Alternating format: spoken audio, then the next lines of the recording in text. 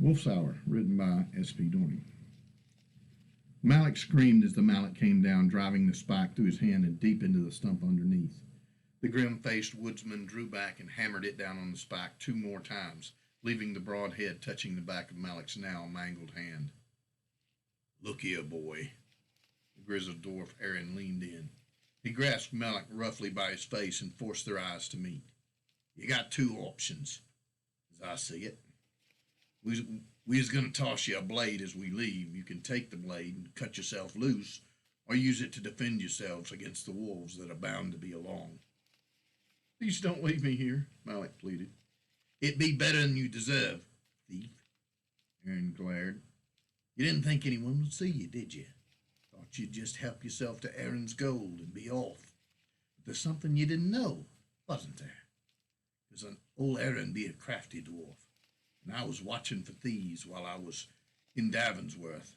I keep my eyes open as I be shopping for the missus, and I seen your eyes light up as I opened my gold purse up." "I'm sorry," Malik whispered. "Of course you are. Now, stealing is a sin, my boy. At the very least, the king's men would throw you in prison. I don't see as that would change your thinking much, though, do you?" Aaron reached up and grabbed a handful of Malik's tunic, ripping it and leaving the shoulder bare. The ugly tattoo made from scar tissue stood out boldly, the mark of the king's prison. It branded him as having spent 6 years paying for his sins. It spelled out thief with 2 stars on one end. The stars meant that someone was killed during the crime. "You already had a taste of that punishment, ain't you, boy? So, seeing as how you didn't learn your lesson the first time, we best up the penance. What say ye, Warren?" The woodman's steel-gray eyes glanced at Aaron, and then refocused on Malik. "I think he's lucky I didn't just kill him outright. He would have killed us without thinking twice about it." Aaron nodded in agreement. Malik had followed them outside the city and had waited for them to set up camp. That was the actions of a professional thief. They had pretended not to notice, waiting for him to make his move. In the dimness of the firelight, they had slipped out of their bedrolls and into the bushes. When Malik had tried to murder them in his sleep, he found only their empty blankets. By that time, Warren and Aaron had already moved in behind him. The 2 travelers eyed their captive, and then stepped to the edge of the clearing. Warren turned back and expertly threw the thief's blade. It tumbled end over end and embedded itself in the wood just beside Malik's free hand. "So your little plan didn't work, and now you get to pay the piper. I wouldn't waste too much time getting loose.